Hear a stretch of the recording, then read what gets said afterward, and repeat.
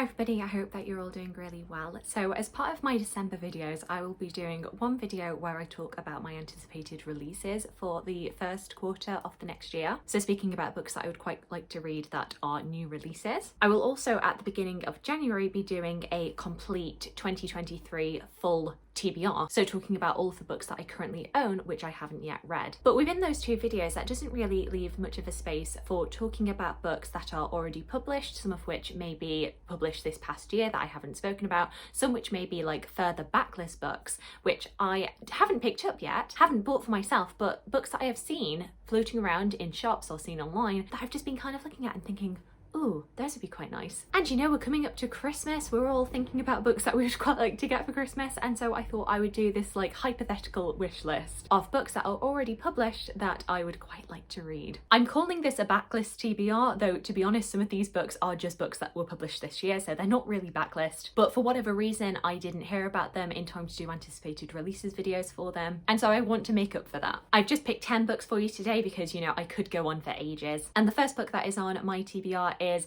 Elizabeth of York, The Last White Rose by Alison Weir. Now you'll know I quite like Alison Weir's historical fiction novels. I actually read her Six Tudor Queens series this past year. I actually had a review on that which I'll link down below. And now she's started up her Tudor Rose series, starting with Elizabeth of York, who was the wife of Henry VII and mother of Henry VIII. In a future anticipated releases video I'm probably going to be talking about that next book, which is actually about Henry VIII, an English princess born into a war between two families. Eldest daughter of the royal house of York, Elizabeth dreams of a crown to call her own. But when her beloved father, King Edward, dies suddenly, her destiny is rewritten. Her family's enemies close in. Two young princes are murdered in the Tower. Then her uncle seizes power and vows to make Elizabeth his queen. But another claimant seeks the throne, the upstart son of the royal house of Lancaster. Marriage to this Henry Tudor would unite the White Rose of York and the Red of Lancaster and change everything. A great new age awaits. Now Elizabeth must choose her allies and husband wisely and fight for her right to rule. I've always been really fascinated by Elizabeth of York, and I feel like she's somebody who people don't really pay much attention to. Most likely I'll probably be getting around to this once the paperback comes out in February, but yes, I really am keen on picking this up. Next up, a series that I'm actually wanting to return to is the Poem for Every Seasonal Day series. You'll probably have seen these floating around in bookshops. They are edited by Esiri. Previously I have read a poem for every autumn day and a poem for every winter day, and I just kind of found that I wasn't sticking to these books. Basically you have a poem for every day, as the title suggests. I actually think you might have two. I might be wrong about that, I'm not quite sure. And I just found that I wasn't sticking to going back to these books every single day. But that was a couple of years ago, and I don't know, I feel like I might be a little bit more disciplined this time around. That's wishful thinking. And also because there's just such a nice collection and array of poems in here, such a variety. You're going from classics to modern authors. So 1st of March, I hope I do hold myself accountable and actually do pick up this book. Next up, a book that I almost picked up this weekend when I went shopping was The Gifts of Reading, Essays on the Joys of Reading, Giving and Receiving Books. And this is an essay collection written by multiple different authors. We've got Robert Macfarlane, William Boyd, Candice Carty-Williams. I'm just looking at this now, I didn't know there were so many famous names. I don't know if I might want to space this one out a little bit because I did just read What Writers Read by Pandora Sykes, but I do typically just love anything that is to do with the love of reading, why books are so important. It's one that I had my eye on when it was in hardback, but you know, I kind of wanted to wait for the paperback. I don't really love having heavy hardbacks all the time. So one day I will pick this book up. Another book that recently came out into paperback was The Library, A Fragile History by Arthur D. Weduwen and Andrew Pettegree. Another one that I actually recently saw in a bookshop and was very, very close to getting, and now I kind of wish I did, because I recently did a booktube quiz with a bunch of lovely booktubers, and one of the questions on there was, what is the oldest library in the world? And I knew that it was in Alexandria, but I couldn't for the life of me remember which library it was. And maybe had I read this book, I would have known the answer. Famed across the known world, jealously guarded by private collectors, built up over centuries, destroyed in a single day, ornamented with gold leaf and frescoes or filled with beanbags and children's drawings, the history of the library is rich, varied and full of incident. In this, the first major history of its kind, Andrew Pettegree and Arthur D. Weduwen explore the contested and dramatic history of the library, from the famous collections of the ancient world to the embattled public resources we cherish today. Along the way, they introduce us to the antiquarians and philanthropists who shape the world's greatest collections, trace the rise and fall of fashions and tastes, and reveal the high crimes and misdemeanors committed in pursuit of rare and valuable manuscripts. Next up, we have Shakespearean, On Life and Language in Times of Disruption by Robert McCrum. I recently read the non-fiction book Death by Shakespeare by Catherine Harkup, so I think that's probably put me on a bit of a Shakespeare kick at the moment. I just really enjoy the sound of this. When Robert McCrum began his recovery from a life-changing stroke, he discovered that the only words that made sense to him were snatches of Shakespeare. Unable to travel or move as he used to, McCrum found the first folio became his book of life, an endless source of inspiration through which he could embark on journeys of the mind and see a reflection of our own disrupted times. In Shakespearean, he asks, why is it that we always return to Shakespeare, particularly in times of acute crisis and dislocation? What is the key to his hold on our imagination, and why do the collective works of an Elizabethan writer continue to speak to us as if they were written yesterday? This one, I believe, came out in hardback in September of 2020, so I'm not quite sure if he actually wrote about COVID within this book. I'd be really curious to see if he did. Next book is another history, but a slightly different topic, I think you'll agree, and that is The Biscuit, the history of a very British indulgence by Lizzie Collingham. I think perhaps because I have just been watching the Great British Bake Off, you know, biscuits are on the mind. Also, the office room that I share with a few of my other colleagues is known as the Biscuit Room because we always have biscuits. A proper office social lubricant, I would say. Bourbons, custard creams, rich tea, jammy dodgers, chocolate digestives, shortbread, ginger snaps. Which is your favourite? British people eat more biscuits than any other nation. They are as embedded in our culture as fish and chips or the Sunday roast. We follow the humble biscuit's transformation from durable staple for sailors, explorers and colonists to sweet luxury for the middling classes to comfort food for an entire nation. Like an assorted tin of biscuits, this charming and beautifully illustrated book has something to offer for everyone, combining recipes for hardtack and macaroons, Shrewsbury biscuits and Garibaldis, with entertaining and eye-opening vignettes of social history. Thinking off Bake Off, this does remind me of like the early days of Bake Off with Mel and Sue, where they would actually explore the history of an item, of a particular baked good, which they don't really do anymore, and it's one of my complaints about New Bake Off. I still love the series, I still watch it every year, but you know, as somebody who does enjoy food history, it would be quite nice. The next book is another history, and it is Portable Magic, a history of books and their readers by Emma Smith. This one I'm actually particularly keen to read because I know that Emma Smith is going to be doing an event nearby to me for a literature society near me that I give a little bit of marketing help to, and by that I mean I literally just make their leaflet for them. It's not that deep. Most of what we say about books is really about the worlds inside them, the rosy nostalgic glow for childhood reading, the lifetime companionship of a much-loved novel.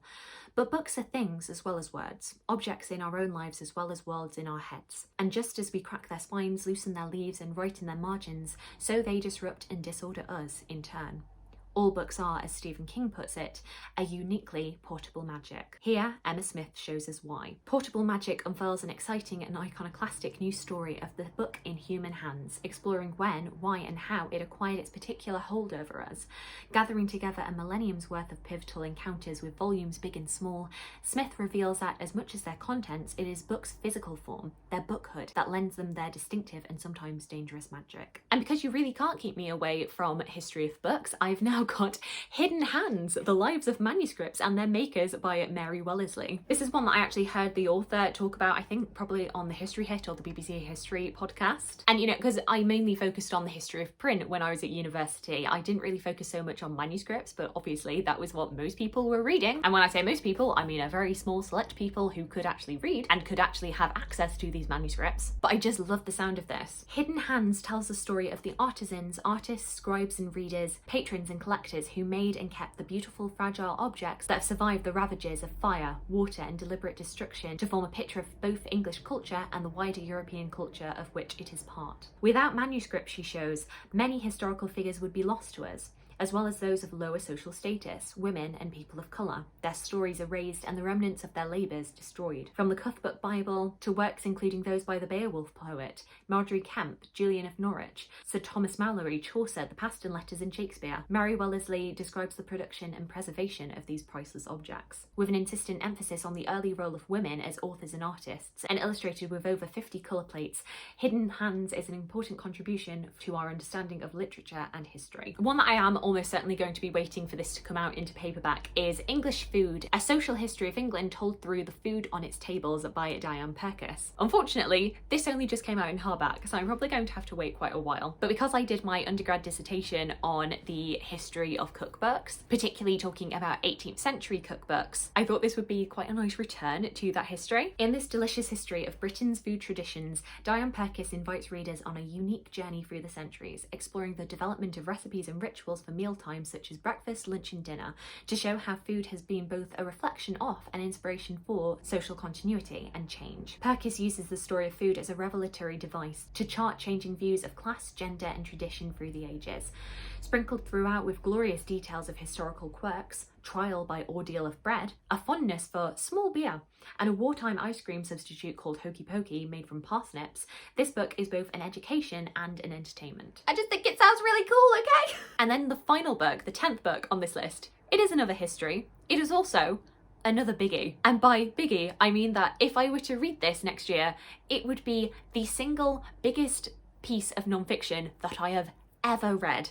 It might even be the biggest book that I've ever read, but I'm not quite sure. I'm not quite sure how this would compete with Les Mis. This is actually a book that was recently published, but I didn't actually know about it until it came out. And it is The World, A Family History by Sebag-Montefiore. This is, as the title suggests, a world history, but the main focus on this is prominent families and how it is families that really shape historical change. And this goes from prehistory all the way up to today. I believe that one of the last families that it actually touches upon is the Trump family, for better or for worse. I have seen this in shops and it is an absolute monster of a book, and it comes in at 1,344 pages. Though from actually looking at the content, you know, there's so much crammed into here, so obviously it's not going to be like very in-depth on every single family. So in that aspect, it's kind of like a good introduction to world history. But then you're looking at this book and thinking, introduction at over 1,000 pages long?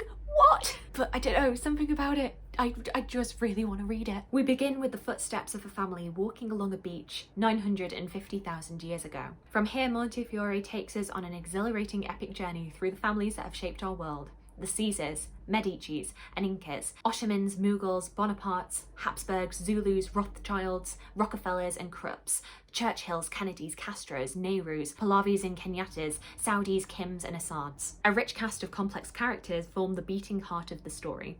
Some are well-known leaders, from Alexander the Great, Attila, Ivan the Terrible, Genghis Khan to Hitler, Thatcher, Obama, Putin and Zelensky. Some are creative, from Socrates, Michelangelo and Shakespeare to Newton, Mozart, Balzac, Freud, Bowie and Tim Berners-Lee. Others are less known. Hongwu, who began life as a beggar and founded the Ming Dynasty. Zenobia, Arab empress who defied Rome, King Henry of Haiti, Lady Murasaki, the first female novelist. Sayeda al-Hurra, Moroccan pirate queen. Here are not just conquerors and queens, but prophets, charlatans, actors, gangsters, artists, scientists, doctors, tycoons, lovers, wives, husbands, and children. This is world history on the most grand and intimate scale, spanning centuries, continents, and cultures, and linking grand themes of war, migration, plague, religion, medicine, and technology to the people at the centre of the human drama. As spellbinding as fiction, The World captures the history of humankind in all its joys, sorrow, romance, ingenuity, and cruelty, in a groundbreaking single narrative that will forever shift the boundaries of what history can achieve. Once again, stressing how massive this book is, I actually looked into the audiobook of this, and it is 68 hours long.